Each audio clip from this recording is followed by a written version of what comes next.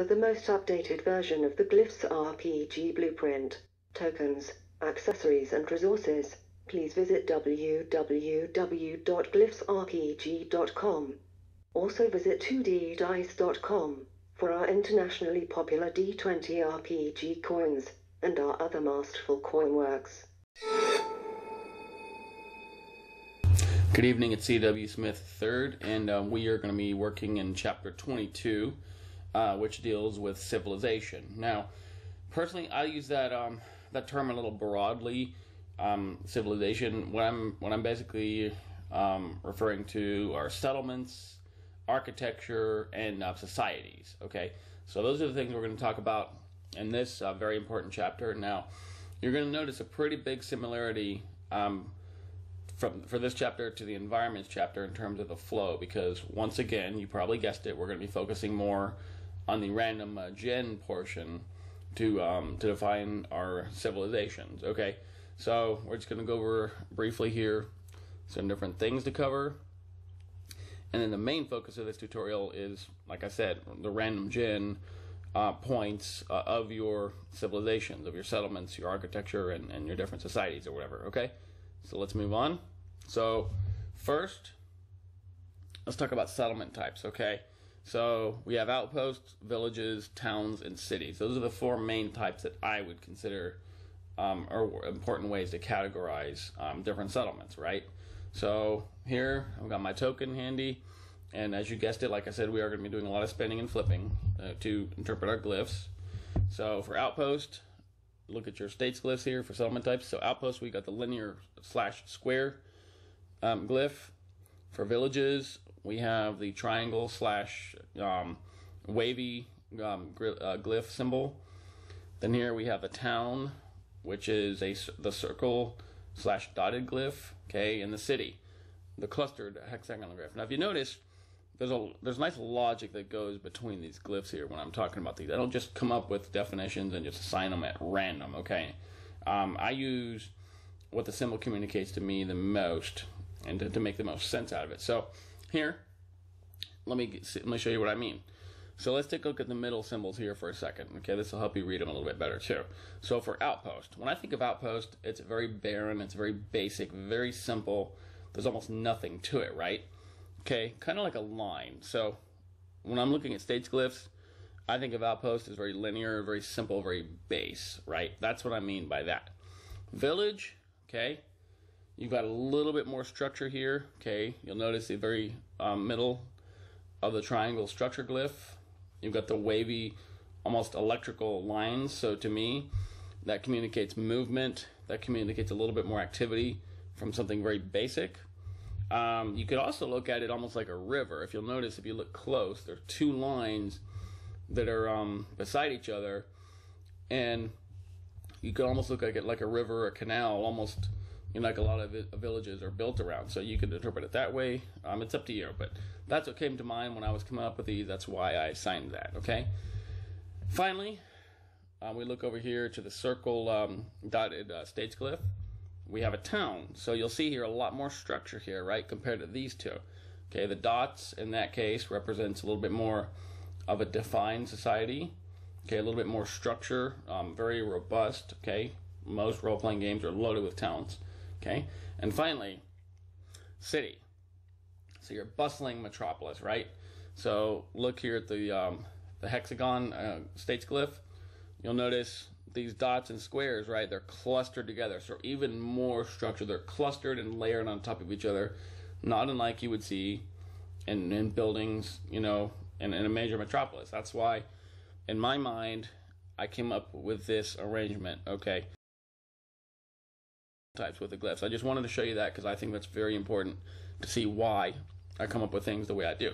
You may feel differently. Again, interpreting the glyphs can be a subjective process, just like any oracle, but to me that makes the most sense, and that's the reason why I did what I did. Okay, so real quick, let's just glance here. Outpost, okay, small farms, you know, rural settlements, base camps, you know, tiny hamlets that you'll see, you know, traveling the countryside. Okay, so generally they lack government or any infrastructure. Okay, basically, in most cases you're going to find they simply rely on local resources.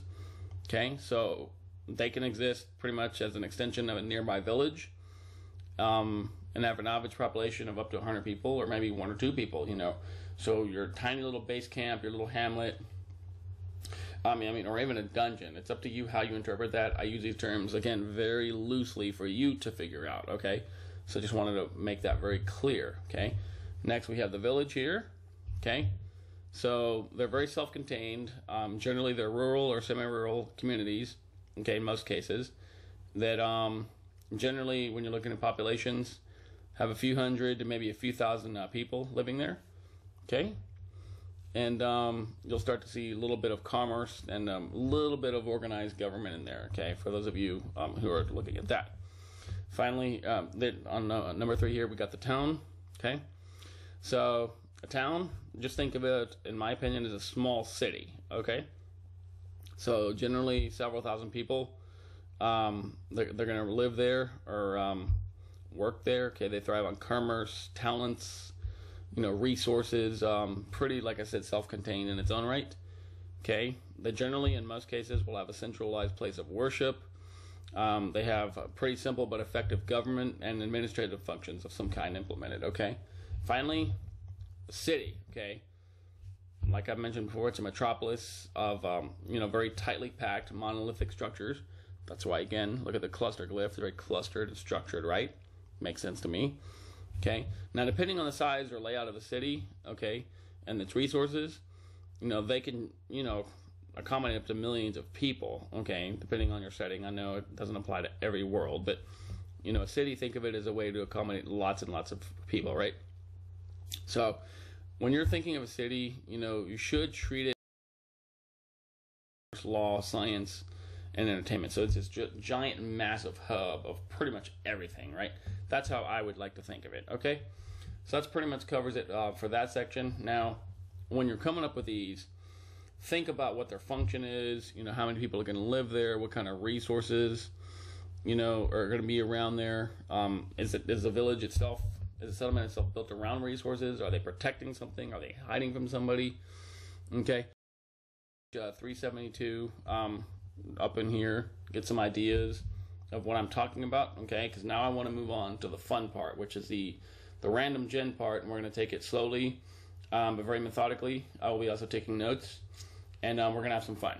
I want to get into some randomization of different elements of civilization. So, first segment of the randomization portion of this chapter, I want to focus on architecture. So how do we randomize different aspects of architecture? Okay.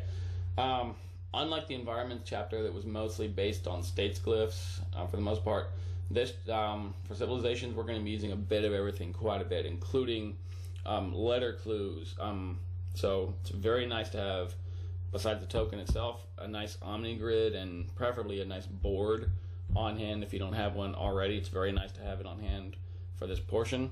And in this chapter, especially in my opinion, I think you're going to really see how the glyphs symbols themselves shine a lot and really have a lot of power, and you're going to see how flexible and awesome and universal they are right in front of your eyes. Okay, let's get started here. We're going to look at a bunch of different points here. Okay, you see my awesome notes here. So we're going to be considering architectural themes, district conditions, building functions, random structure shapes if you need to get very detailed,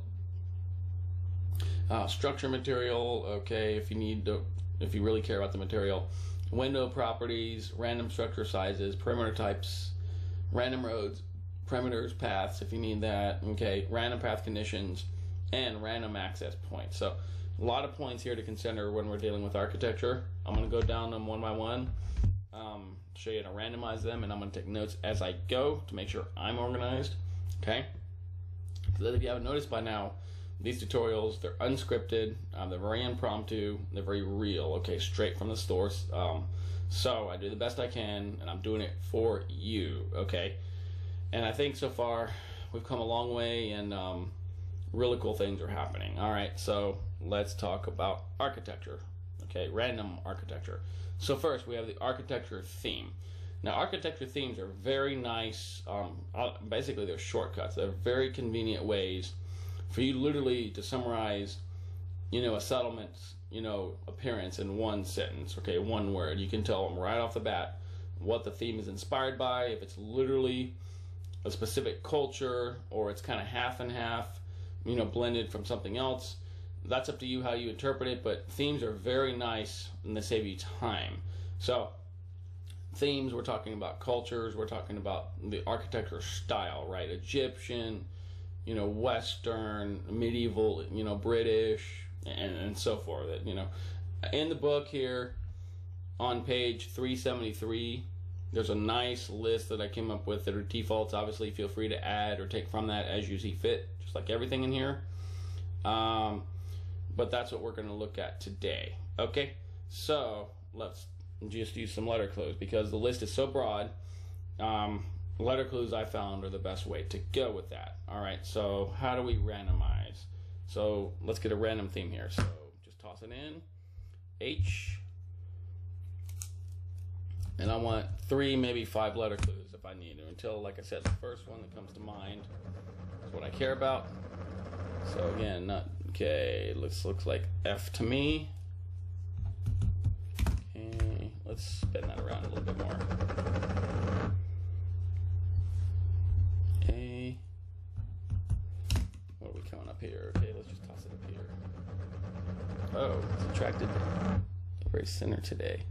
And it was right over here. Let's say it was E. Okay.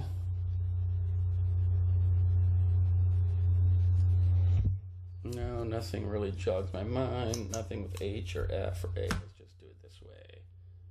Okay, W. Okay, let's do one more. See if I can get anything from E or W. Let's see.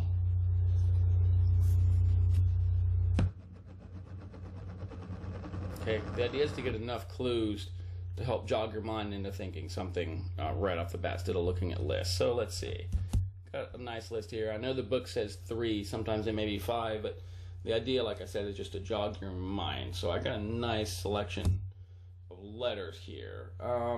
Let's go, let's see. H doesn't really tell me anything. F, unless you want to be specific, Finnish or whatever, that you could do that if you wanted to. Okay. A tells me something, E tells me something, W tells me something. Okay. Nothing really comes to mind with K. Okay, unless, and it's a real word setting, you could say maybe it's Korean architecture, right? But for all intents and purposes, because this is a general setting, nothing comes to mind. So E and A and W come to mind. Okay, W is 1, so guess what? E and A are to mind come to European, so that's what we're going to go with. Let's say European. That's my chicken scratch here. So the theme that I'm going to be describing in front of my players is a European settlement, right? European medieval, okay, if you want. So architecture is definitely European in nature, okay? So that's just what I did, just a basic letter clue to give me an idea of how to describe it, okay? So now let's say I want to describe the condition that this this particular district is, or the whole city, depending on what you're focusing on, if one tiny area or the whole city itself, okay? What's the condition that it's in? For that, like we talked about earlier, we look at the states glyphs for condition and arrangements and things like that. So let's spin. Let me spin a little bit better. Let's get a nice spin there, okay, just for the sake of doing it right. Okay, and we're going to interpret the states glyphs. We're going to figure out what condition this European settlement is in, okay? So triangle, okay? So triangle, and we're going to look, like I said, mostly at the inner symbol. Unless we're dealing with specific geometry, you always want to focus on the inner symbol, okay?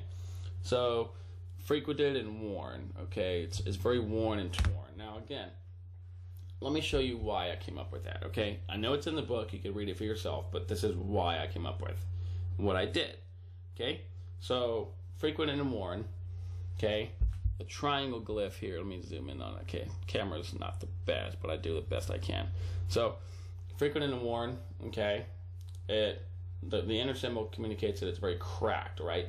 See, once again, that electrical looking wavy line segment. In this context, that tells me that it's maybe cracked or worn and torn, right? That's why I came up with that answer to that context. Okay? Let's say I spun and it landed on the lines glyph, okay? The linear, square, states glyph, right? Okay, the lines in this context, very clean, very neat, very aligned, right?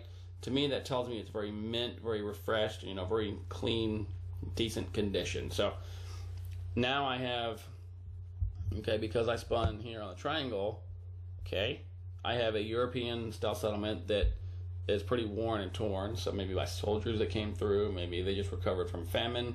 Who knows? We haven't gotten that far, but these are very powerful tools that you can use to describe things in real time, as you've just seen. Okay, so function. Let's say I want to know a specific district or a specific building's function. Okay, my character says, I'm looking at this awesome building in front of me. What is it for? Okay, is this a military training post? Is it a shop? Okay, what is this particular location's function? Okay, so to do that, I want to combine glyphs to narrow it down a little bit better. So in the book, on page 374, you're going to see a very handy chart here that's got some arrangements that I did by default, because this is a lot of options here, so I definitely recommend using this until you get more comfortable with the system. So let's give it a shot. So first, I'm going to start with my element glyphs to get a general category, and then I'm going to narrow it down with a function glyphs, okay? So spin, a very light spin. And I got the element glyph of fire, okay? That tells me that this location, this building, this district, whatever, losing my voice today, been sick, is fiery nature, so lively, okay, so a lot of energy, you know, maybe militaristic, maybe entertainment. You don't really know, but there's a lot of intense energy involved in that place. That's what the fire glyph means in that context, right? Now we want to narrow it down now. So spin again, and we're going to interpret the function glyphs, okay? So here, guess what? See here? These guys right here are the function glyphs, as we all know. So the speech bubble, okay?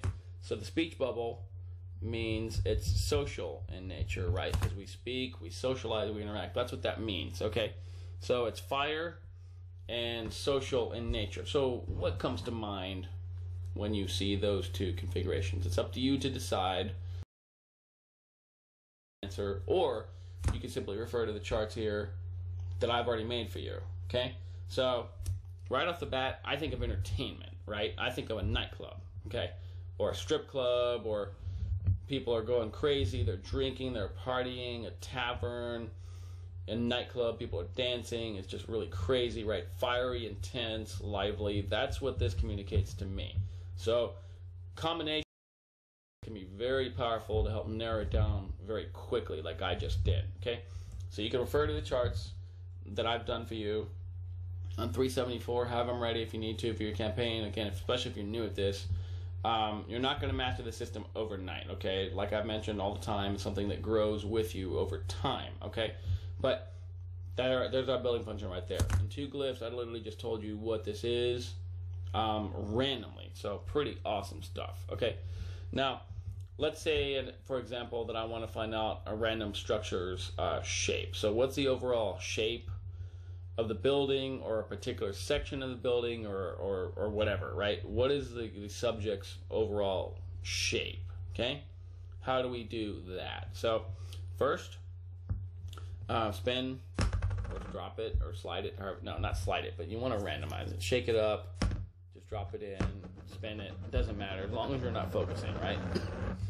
And for shapes, we want to look at the states glyphs, except now we want to focus on the outer portion of the shapes, the geometry, right? So we have hexagon, circle, triangle, square, right? In this case, I got a hexagon, okay? So it's hexagonal in nature, or we could just say polygon, okay? So multiple faces on the shape. Let's say I want to know how many faces, okay? In this case, you just spin, and read your digits, right? So in this case, the most upright number, it's 9 faces. So suddenly, in a blink of an eye, I got a very intricate, very exotic, beautiful building with 9 different faces on it. So beautiful geometry involved, okay? And let's say I want to add further dimension to that. So that's one way you could do it. Just simply interpret the element glyphs, okay?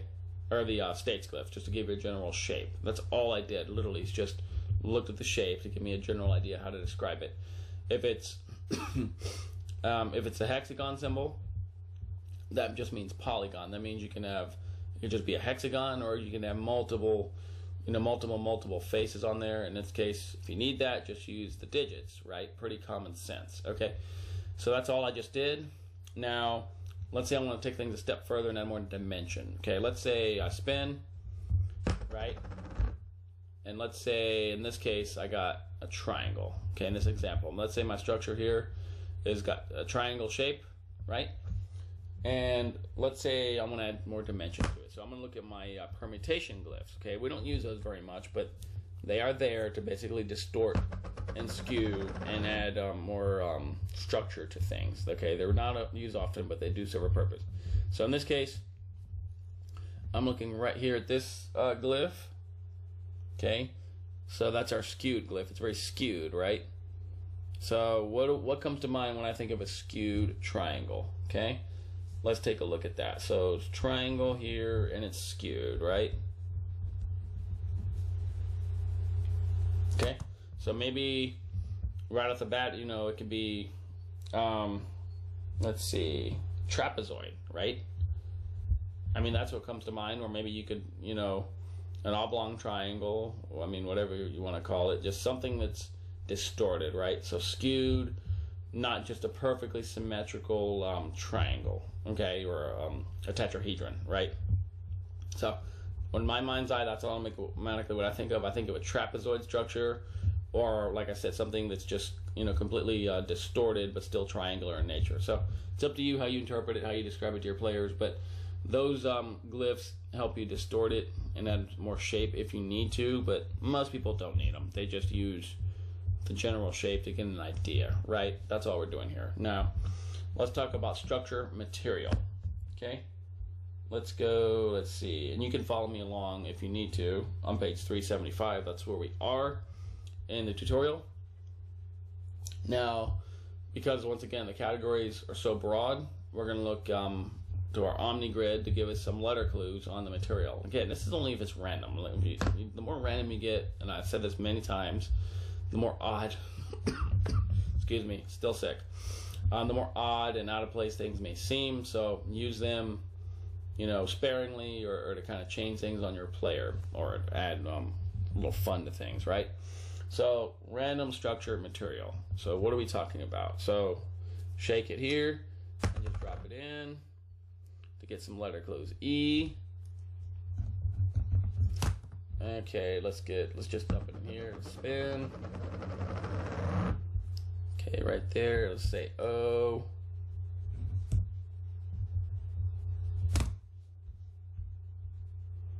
Okay. You know what? Let's do something. Let's flip it in like that. I just flipped it. Okay? Okay, it doesn't matter. There's no right or wrong way to do it as long as you're not trying to hit something. You're not focused, right? That's all we're talking about when you're randomizing. Okay, let's go with U.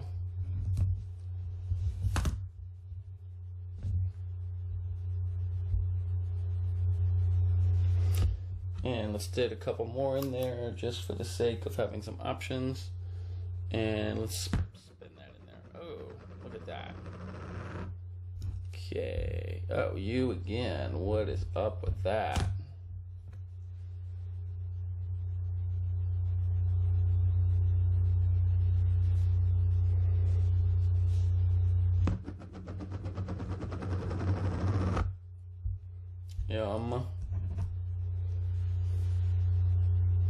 Oh, guess what? Suddenly, it came to mind, okay? I've been jotting down some letter clues little by little, but guess what? Aluminum comes to mind, right? M-U. Okay, so aluminum right off the bat comes to mind. Okay, maybe something else will come up to you, but M and U, guess what? M, U, U. See, look, my letter clues, I don't just make stuff up here. Okay, let's see if you can see that here. Aluminum comes to mind. Okay, I just narrowed it down. All I did was, 5 times, 3 to 5, depending how long it takes you, maybe 1 or 2. Again, it's all relative, but it took me a few letter clues here, and I came up with aluminum, M-U-U. So I know that random material is aluminum that I'm considering in that particular subject. Okay, so maybe it's the floor, the wall, but a particular object in there, it doesn't matter, but that's a random material. Okay, very simple, just use letter clues. Okay? Okay, so now we're going to go to step 6 here in my notes. We're going to talk about window properties. So if you need to describe a window besides just being a pane of glass, what more can we do with that? Okay, and for that we're going to use, you guessed it, the states glyphs. Okay, so follow me here. We're going to spin, just shake it up here, just lightly spin. Doesn't matter where it lands because we're looking at glyphs, and we're going to be using the states glyphs. So in this case I got the hexagon, and for this you want to focus on the inner symbols. Okay, so here the cluster symbol inside the hexagon tells me, the thing that comes to mind to me, it's frosted. So it's frosted or maybe tinted depending on your setting, but to me the first thing that comes to mind is frosted glass. You've seen the texture on frosted glass, right? Looks kind of crinkly, kind of clustered, wavy. That's what comes to mind when I see that symbol. So that's why in the book that's the definition that it is. Let's say I spin it, right, and it lands, let's say, okay, these are even, so left one here. So let's say, right? Then guess what? Look closely here. Inside the triangle, once again, that electrical wavy line, they're parallel to each other. That tells me it's broken, right? To me, broken comes to mind, just like worn and torn came to mind during the earlier part of the settlement. So this could be broken glass. The window's broken, right? Right off the bat, these clues are very powerful to jog your mind, to give you an instant result in real time, as much with, with minimal referencing. I keep saying that, but that's very true, and this is what we're trying to do here. Okay? So next, let's move on to size. So we got window properties. We've got, I did a couple examples for you. We did broken and frosted glass. Okay, depending on which one you want to use. Again, very clinical here, just showing you how to use it. Okay, now let's look at random structure size. Okay, now there's an easy way to do this without measuring and calculating feet, unless you need to. You can use that just like we did in environments. Certainly effective, but we want to try to make things simple here to kind of give the game master, the architect, the ability just to estimate a size right off the bat, right? Because most players aren't going to care how many feet something is. I mean, really? Nobody has time for that, right? So we're going to use our polarity glyphs to give you an estimated size range, okay? So follow me here. We're going to spin and read the polarity glyphs for an estimated size range, okay? Those ranges are in the book on page 375 for you to glance over and just kind of give you a general idea of how to interpret them for architecture. So let's see. It's a plus sign, so if it's 1 plus or 1 negative, if it's, no matter what side it lands on, you're looking at intensity. So plus or plus plus or plus plus plus, or minus, minus, minus, and triple minus, right? They both, in this context, they be intensities, right? So let's see, what are we talking about here? So plus, in this context, let's see, to me, let's see what comes up to mind. Large, okay? Why do I say that? Because it's one step away from neutral, right? So plus is one step away from the X, neutrality. So think of it as a scale. So triple minus, here I go again. Triple minus is the smallest, okay? So triple minus would be something like the size of a tiny shed, right? The smallest building you can think of, teeny tiny shed. Okay, triple L is your very largest. Okay, so a very massive, ridiculous castle, the biggest you could possibly ever think of, right? Larger than Dracula's castle. I mean, something ridiculous, right? So we're talking settlements. That's what I would think of. But in this case, in this example, I spun, and let me find it here. In this example, I randomly spun and got the regular plus sign, right? So plus on the scale that I just described, and again, it's there for you to read, is basically a nice large home, right? So, or I'm sorry, let's see. It's a mansion. It's a small mansion. So small mansion or a cathedral. So envision that. So right off the bat, your structure is about the size of a cathedral, or a nice mansion, a nice manor. So right off the bat, instead of using feet and very specifics, we're using ranges, and those examples are there for you. So again, take a look at how we use the polarity glyphs on page 375 to estimate size for structures. Okay, so now there we go again. And I don't know what's going on around this town. Let's look at random perimeter types. So if you really need to be detailed and you need to add more stuff to the structure itself, perimeters and whatnot, these are ways to do it. Okay, so once again, we're going to look at the states glyphs, randomly spin, and interpret. So once again, you guessed it, look at the middle symbols, and that'll give you a good idea. So guess what? We got the triangle with the electrical parallel wavy line thingies in there, right? So when I interpret that, and I'm thinking something that complements, something that functions as a perimeter for the structure, guess what? I think of a moat, okay? Because if you look here, those electrical wavy lines, look, they're parallel to each other. So river comes to mind in my mind, and it's in the book. That's why I wrote it that way, okay? So this is a moat around the structure. Right off the bat, that clue told me that instantly, okay? Now, another really cool thing, and we use this quite often when I run games, and some of my other folks do too, the path glyphs. So these guys here, the cross looking symbol, the crossroads, the intersections, all these glyphs here are very handy if you just want to tell somebody which way the road goes randomly. This is the way to do it. The road, the path, the tunnel, the fence, whatever, anything goes for this glyph. So just spin. Let's say your player is wandering in the forest and comes upon a trail, right?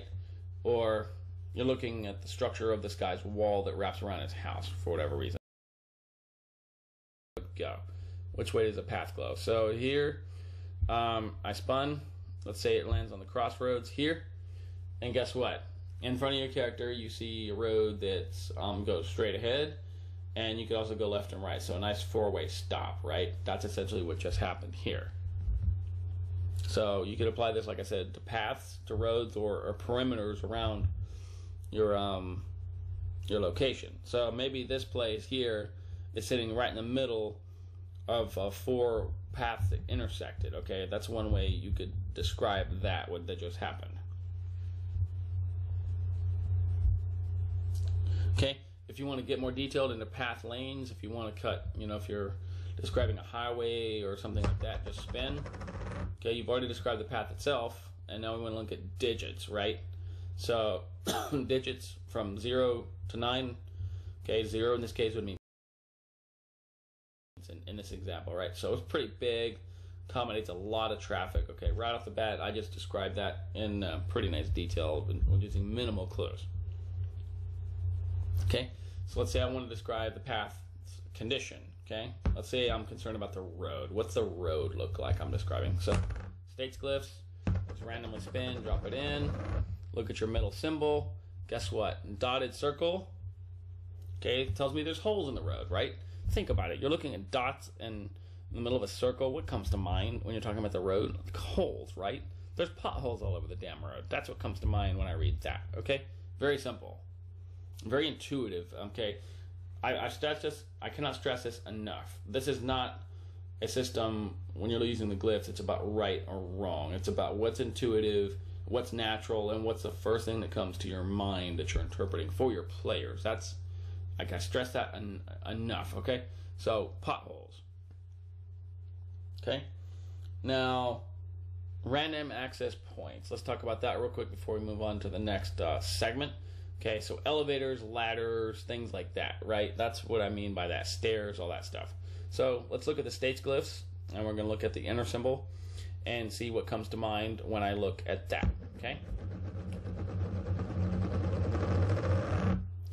Ah, awesome. Guess what? So here, I got the states glyph.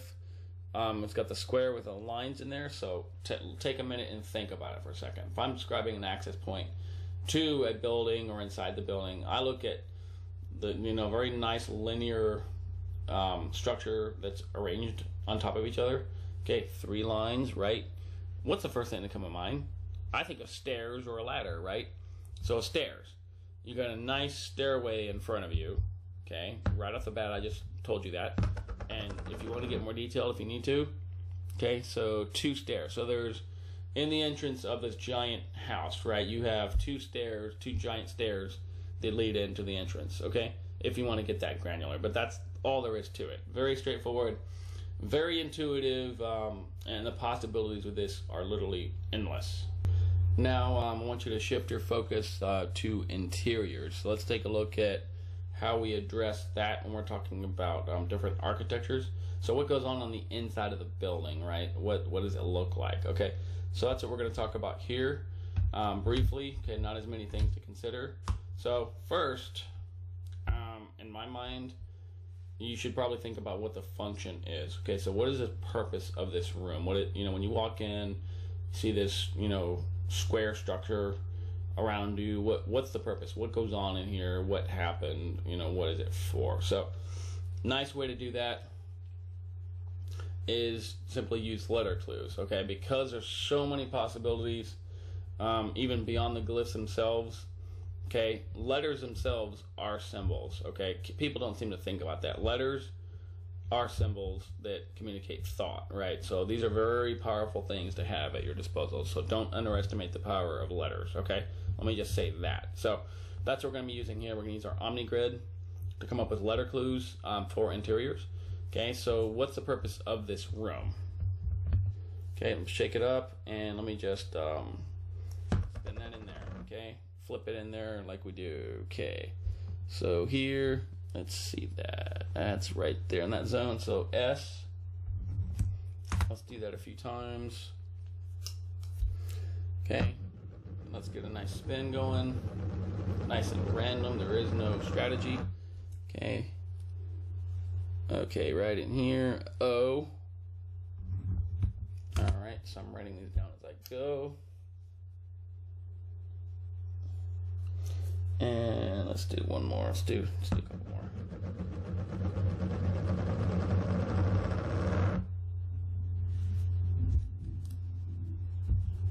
F.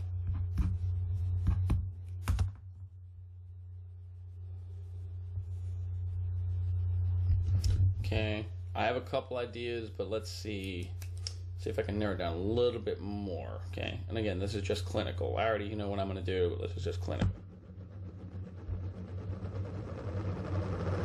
Okay, let's narrow that down. Uh-oh. Okay.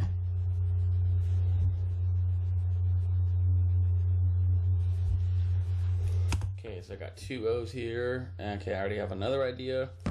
And just for the sake, I already know what I think it is. Let's see if I'm right or wrong.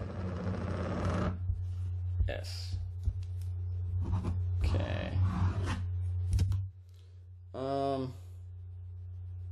Right off the bat, let's just go.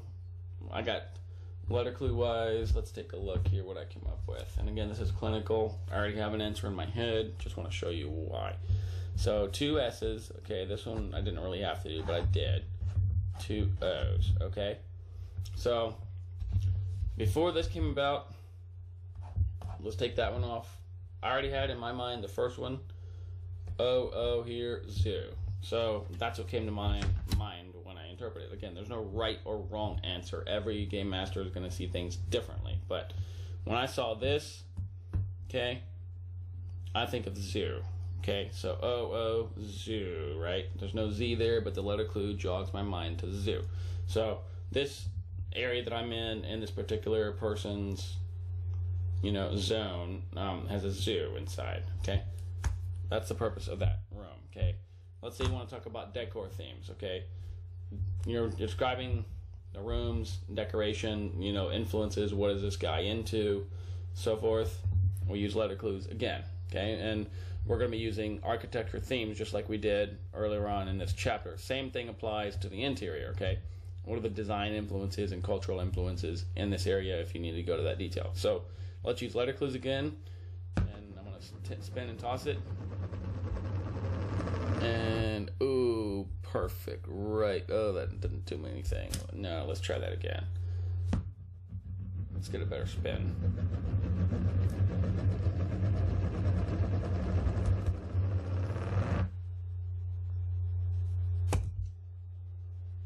Okay, Q doesn't do much. Oh, that was too much. That was out of bounds. Let's try to make this quick. So right there, E. Okay, I'm sorry, I. Okay, I could already have an answer right there, right? Let's go with one more. Okay, so right there, I could be Indian. I already have my second letter clue, but let's go a little further. Okay, just for the sake. It's always nice to have 3 if you can. Okay, 3 is a really nice number to work with. Q. Okay, so 2 Q's do absolutely nothing to me. I'm going to go with I'm going to go with Indian. So I'm describing this room and the decor and the overall theme inside. It's got Indian influences, or something similar to it. Again, if you're on a planet and somewhere out there, it's obviously not going to be Indian, but something that reminds you of it. Okay, it's up to you how you interpret it, but something with Indian looks and aesthetics to it. That's what I'm getting at, right? So Indian. Okay. Rooms and partitions. Now this one can be kind of tricky. All right, so it's not a bad idea to look at the book if you need to. All right, for this part, just because there's so many things to consider, especially when you deal with numbers, right? So that's on page 378. So rooms and partition, number of rooms. First thing I want to do is refer to the size that I came up with earlier, right? So let's say I spin, I come up with my size of the building. I know I'm in a large building, right? L, right? Which is basically a mansion or a very large house like we came up earlier, okay? So roughly how many rooms does this place have? Now, it's complicated in this section because it's very contingent on the size of the building, so that can change a lot. That's why I did it that way. That's why I did it the way I did. If you find an easier way to do it, by all means use what's easier for you, but in this case, let's refer to the chart on 378. So it's a large building, okay, large mansion or cathedral type of a building. So that can have, anywhere from 1 to all the way to 50 rooms, okay, roughly. So simply spin the token for that, interpret the digits, and multiply it by 5. So, okay, oh, that's almost there, but guess what? It's 3. That was a little bit more high. So 3 times 5 is 15. So there's 15 rooms in this mansion, okay?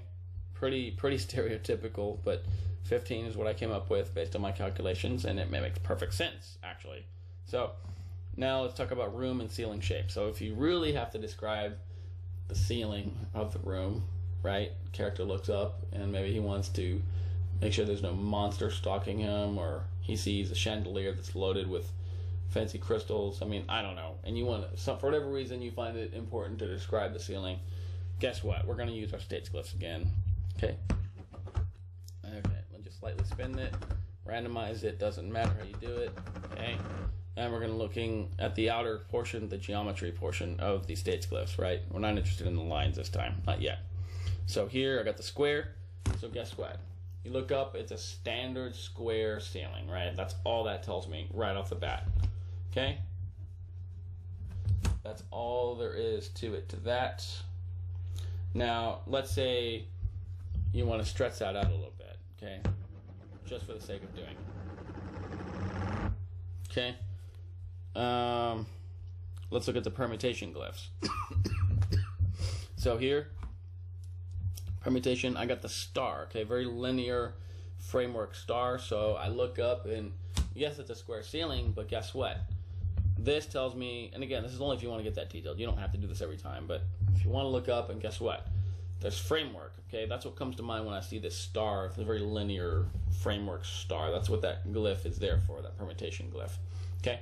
So maybe guess what? The drywall's missing, and I see framework inside the actual roof itself. So somebody didn't put the drywall there where it belongs. That's what that tells me right off the bat, okay?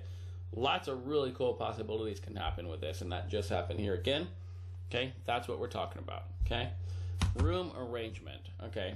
This is probably something you're going to be using quite frequently, okay? Pretty straightforward. So we want to know what shape is this room in, right? How clean and neat is it, is what we want to know, so randomly. So states glyphs, and we're going to be looking at the inner symbol. So spin. Okay. Even lighter than that, it doesn't matter. And, oh, guess what? We got these two that are almost level, but this one is a little bit more upright, okay, barely. So the triangle glyph. So guess what? You got the wavy electrical line, okay? To me, that communicates disarray in that context. It's ransacked, right? It's messy. It's very ransacked. So a lot of negative energy went through there and just destroyed the place. That's what that tells us here. Okay, a little bit more upright from my perspective. That's what that comes up. Okay? Let's say it was a little bit here and the circle was my answer. Okay? I would consider that very messy, right? Very, stuff all over the place, scattered everywhere, like you see a lot of people's rooms. That's what that would mean in that context. But in this case, it was right here. So I went with this one, okay? So it's a mess, either way, right? Ransacked, it's a complete disaster. Look at your inner symbols. Those communicate a lot of information to you. Those have been very effective, okay? So we're almost done with the segment here. So let's say ransacked. Okay. Now let's look at random paint. Okay, this is seriously probably the easiest one to do. With paint, okay, if you want to get textures and stuff, that's on you. But with paint, just look at colors. What's the color of the wall, right? Just drop it in there. Okay, I wasn't paying attention. Shame on me. Let me just toss it in there and spin. Right there, brown. So brown. Let's say, and this isn't in the book, but let's say you want to get detailed. What shade of brown? How dark or light is it? Okay, for that, you could use intensities. Okay, so a range from lightest to darkest. Okay, you could use the polarity glyphs for that. That's not in the book, but it makes perfect sense, right? So how light or dark of brown is this? If you need to get that detailed, again, it's all relative, but it's pretty cool stuff. So how dark of brown is this wall? Spin. And let's look at the polarity glyphs. Oh, guess what? That's triple plus, right? So that's very dark, okay? Or very light. I mean, depending on which perspective you go, I guess. But triple plus, it's very intense, okay? So probably very dark, very heavy brown. That's what I think of when I see that right off the bat. You may differ otherwise, but that's my interpretation. So the wall is very dark brown, okay? So that's all there is to it. Now, one more section here. Flooring. Now, flooring is very important because it's not just the material that matters, but the material does something. It affects your character, right? When you're walking through trying to be stealthy or you're fighting on different flooring, it can have an impact on your character, okay? So on page 379, it gives you some examples on different types of floor, and of course these are not all the types of floor out there, I know that, but these are some pretty good examples here, and it shows you how they can affect your character. So take a look at that if you really need to get that detailed. Again, most people aren't going to, but if you want to, it's there for you. So once again, you guessed it, we're going to be using letter clues to determine the kind of material we're going to use for our floor. So let's try it again. Let's just toss it and spin it in there, get it in there nice and random, nice shot. So O. Okay, and this can be used for a wall too. So what's the wall made of? What's the flooring made of, right? Same thing.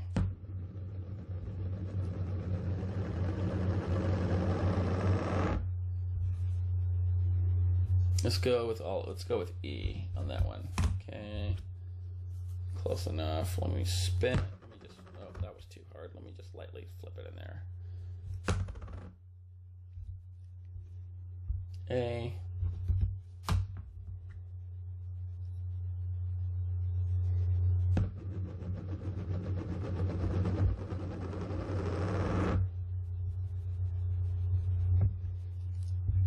O.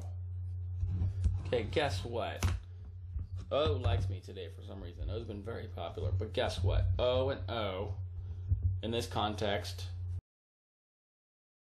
floors or walls material. Bamboo, right? Double O, hello, right? Bamboo. So that's my answer.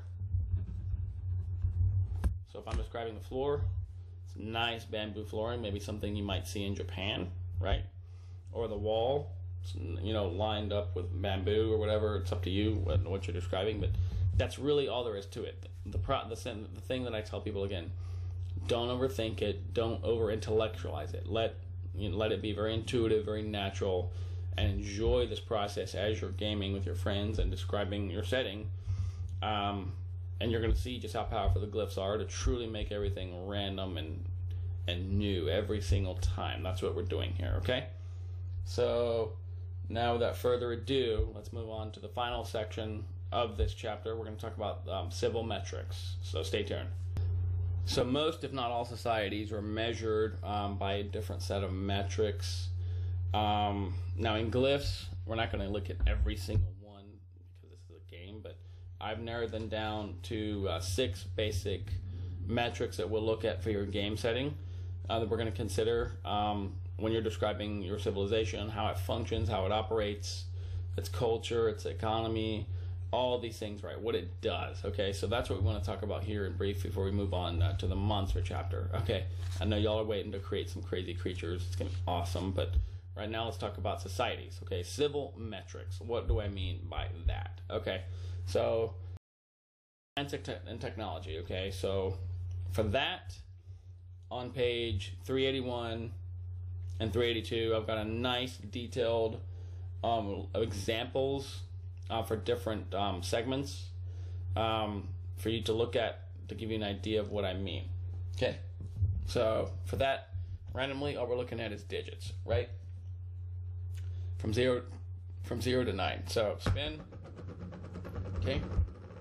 And we've talked about this earlier on in the environments chapter when we were talking about planets. Okay, that's where I drew this from. Okay, same information, only in civilization chapter it's a lot more detailed because these are metrics that we need to know for your players. Okay, so I spun randomly.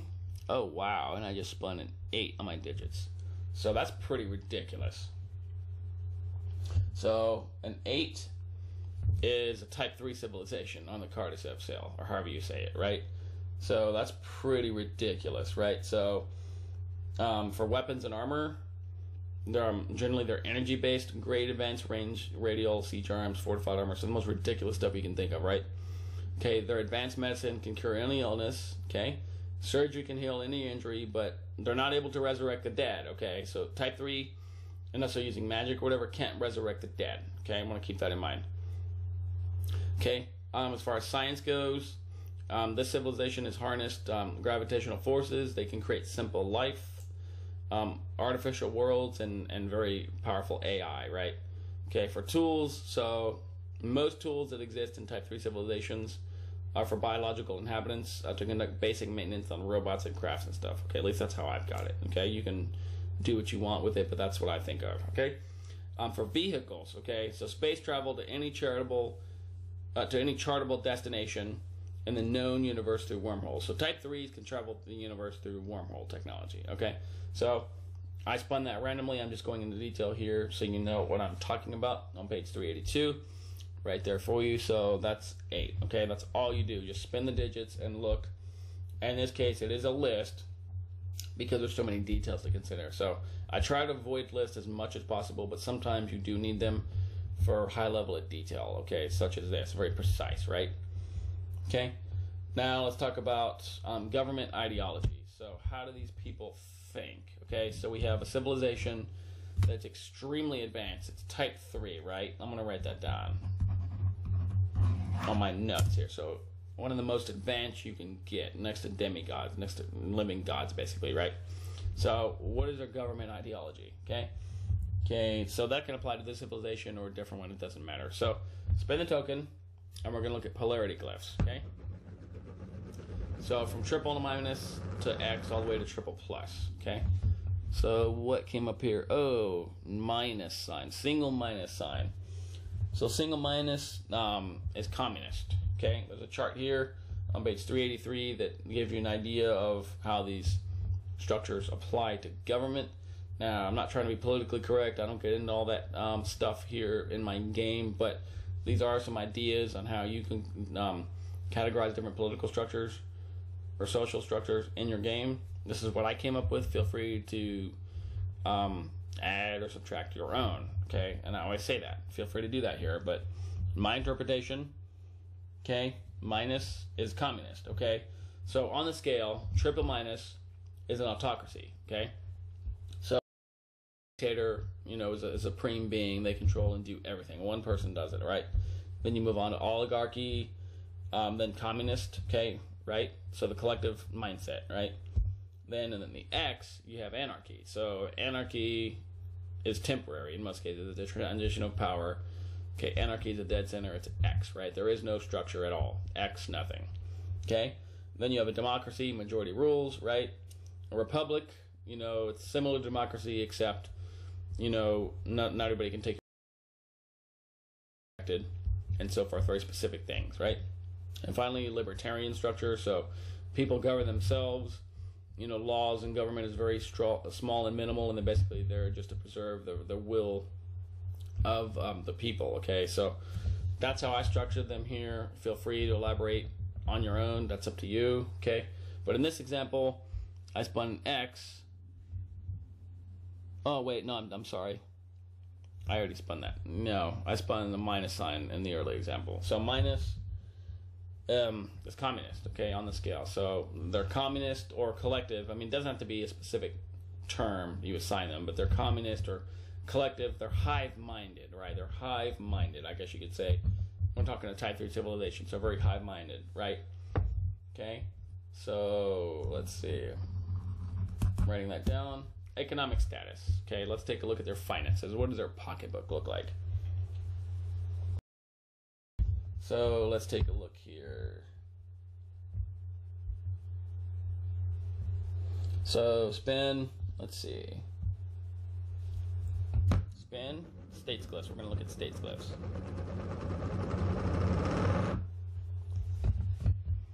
Okay. Oh, look at that. Hexagon, it's got the cluster symbol in the middle.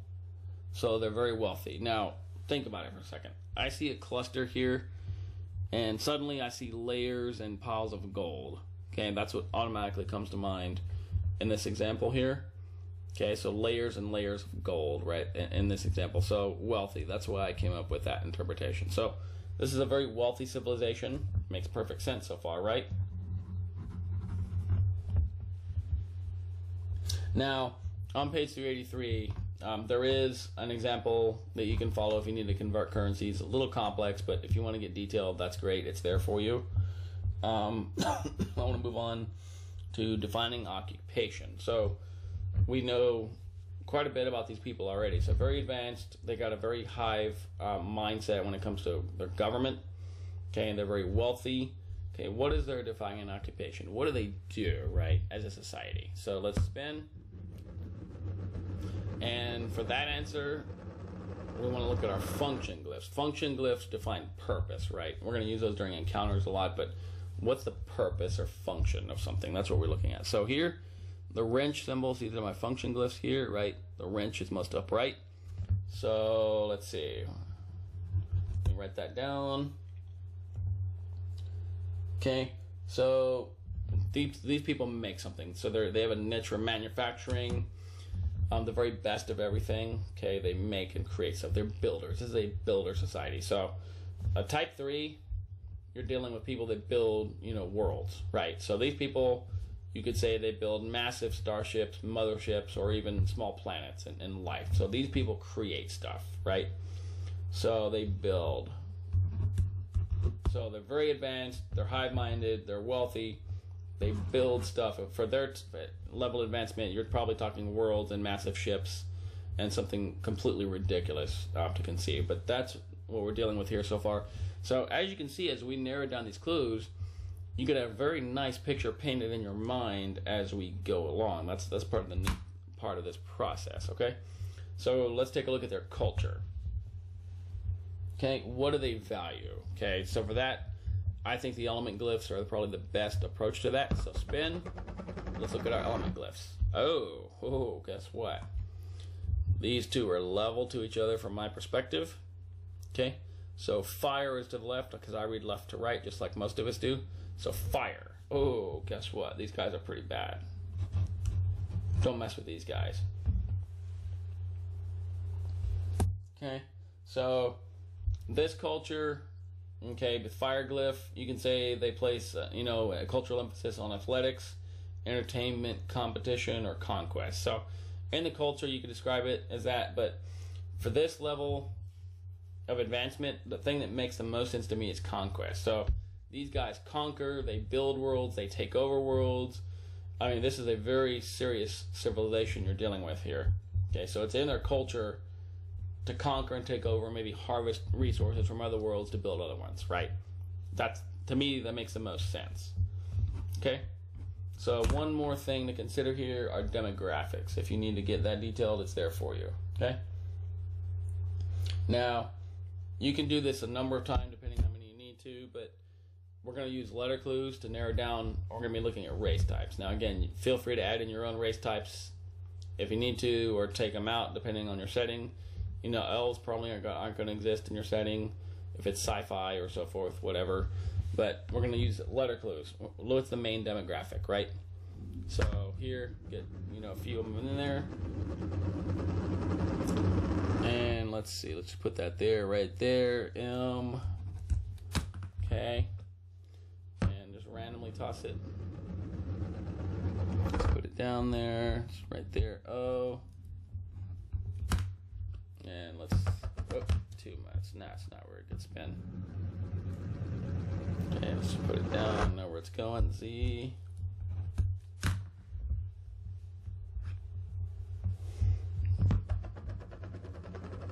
Right, doesn't work for me, so let's go down in here.